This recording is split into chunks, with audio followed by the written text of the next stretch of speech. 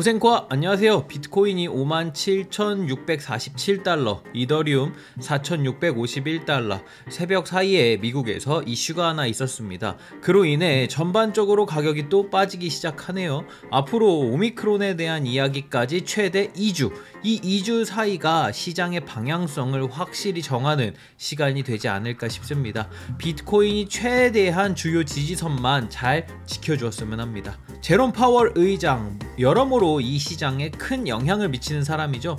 이번에 미 연준 의장 연임에 성공하면서 사람들은 조금은 호재라고 생각할 줄 알았는데 연임 성공과 동시에 뭐랄까? 사람이 180도로 바뀐 느낌입니다. 사실 비둘기파로 최근 행보를 보였던 파월인데 오늘 회의에서는 조금 다른 느낌이었습니다. 파월은 이렇게 이야기를 합니다. 인플레이션은 점점 더 심해질 것이고 내년 중반까지 이어질 것이다. 이것이 지속되는 것은 좋지 않다. 테이퍼링의 끝을 좀 더 앞당겨서 생각 중이다. 다만 한 가지, 우리의 현 계획에 오미크론은 없고 오미크론에 대한 여파는 10일 정도 후에 발표가 날 것이다 라고 이야기를 합니다.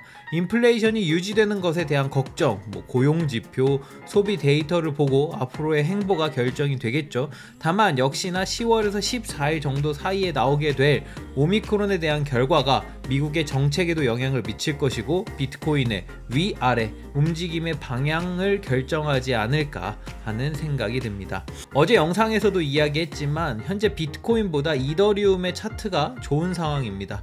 어제 업비트 기준 한화로 신고점을 달성하기도 했고요. 더불어 이더리움에게 호재라고 할 만한 것들이 여러 가지가 있죠. 12월 초에 이더리움 하드포크가 진행될 예정입니다. 이는 POS 작업 증명으로 가는 길목 중 하나가 될 예정이고 POW에서 POS로 넘어가면서 무제한 발행이지만 한정적인 자산이 될 이더리움, 더불어 지금 많은 곳에서 이더리움 선물 ETF를 승인 심사 중이죠. 이 두 가지 강력한 호재만 생각하더라도 이더리움 자체에 가격적 영향을 크게 미치지 않을까 생각합니다. 공포 탐욕 지수가 오늘도 34, 피어에 해당하게 나왔습니다. 오미크론의 정확한 발표 전까지는 매매에 대해서 조금 보수적으로 접근해야 할 시기가 아닌가 싶습니다. 우리나라도 현재 코로나 인원이 5,000명이 넘은 상황이죠. 인천 쪽에서도 나이지리아에 다녀온 인천 부부가 오미크론 의심자로 현재 검사 중이라고 합니다. 말도 안 되는 질병, 모조리 빨리 다 사라졌으면 좋겠습니다. 제발. 12월 1일 저는 코인생존기의 김비트입니다. 어느덧 12월이네요. 아침에 매우 춥더라고요. 다들 감기 걸리지 마시고요. 코로나 조심하시고요. 춥지만 코인생존기 추위를 이겨내면서 출발하겠습니다. 가자! 구독, 좋아요, 알림 설정 부탁드립니다. 오늘도 소중한 시간 내주신 구독자, 시청자 여러분들 항상 사랑합니다.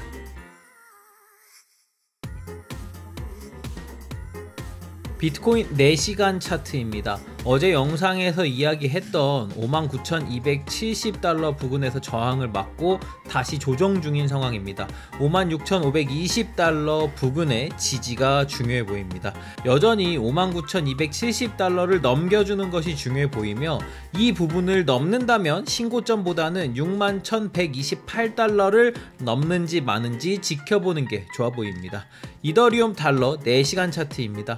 영상을 찍는 지금 11시 15분 정도입니다. 이더리움 역시 어제 이야기했던 저항 부근에서 조정이 나오는 듯 했지만 돌파 후 리테스트까지 마친 상황으로 보여집니다.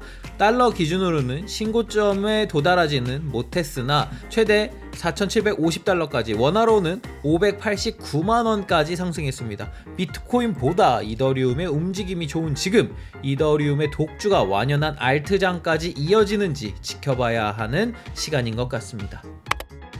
인플레이션이 높아지면서 정부기관은 어떤 움직임을 할 수 있을까요? 가장 교과서적인 답변은 테이퍼링을 시작한다겠죠. 현재는 코로나로 인하여 대다수의 나라의 경제가 불황에 빠졌고 이는 경제 강대국인 미국 역시 마찬가지입니다.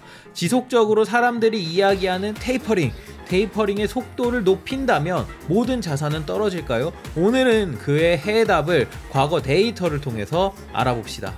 과거 테이퍼링 및 금리 인상 시기와 나스닥의 상관관계를 한번 봐보도록 할게요. 13년 5월 첫 테이퍼링이 공식적으로 언급되었습니다. 그 후 2개월간 약 8% 정도의 하락을 보여주었습니다. 하지만 다시 5개월간 대략 28% 정도의 상승을 하였습니다. 그리고 14년 1차에서 3차 테이퍼링 사이도 역시 중간중간 가벼운 조정 구간을 주기는 했지만 결과론적으로는 꾸준한 우상향 상승을 보여주었죠.